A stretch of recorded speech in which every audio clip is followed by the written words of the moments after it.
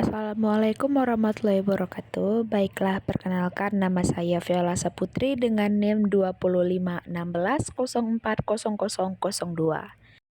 Di sini saya akan mempresentasikan tugas saya yaitu sejarah peradaban Islam pada periode pertengahan masa kerajaan Turki Utsmani.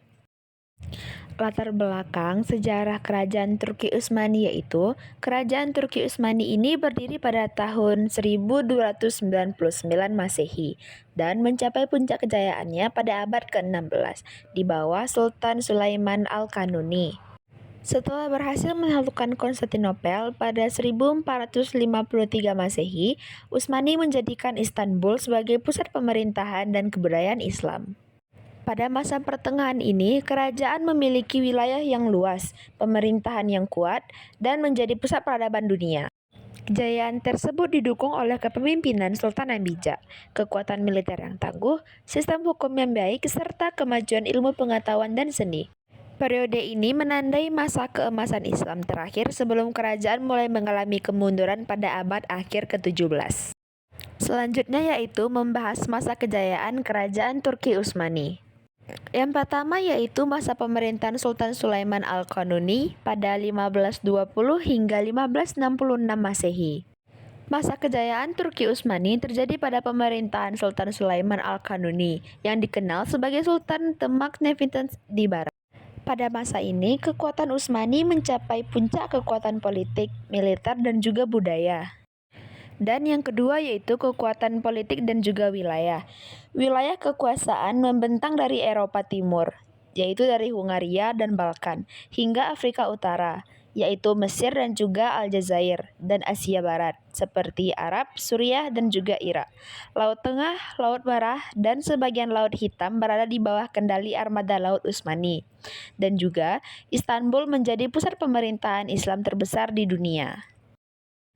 Serta yang ketiga yaitu pemerintahan dan hukum. Sultan Sulaiman menyusun Kanun Sulaiman, yaitu undang-undang sipil yang melengkapi hukum Islam.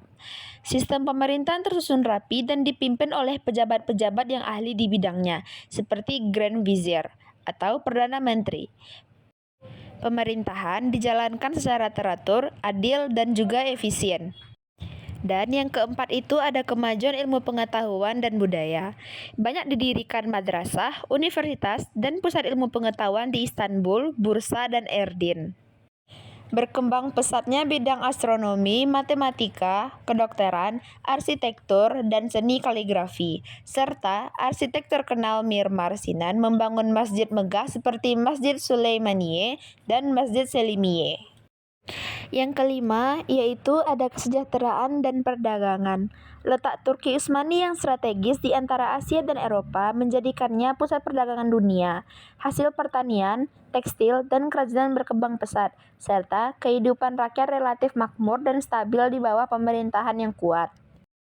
Kesimpulannya yaitu masa kejayaan Turki Utsmani ditandai oleh yang pertama wilayah kekuasaan yang luas, yang kedua pemerintahan yang kuat dan adil, yang ketiga kemajuan ilmu dan seni, serta yang keempat kehidupan sosial ekonomi yang makmur.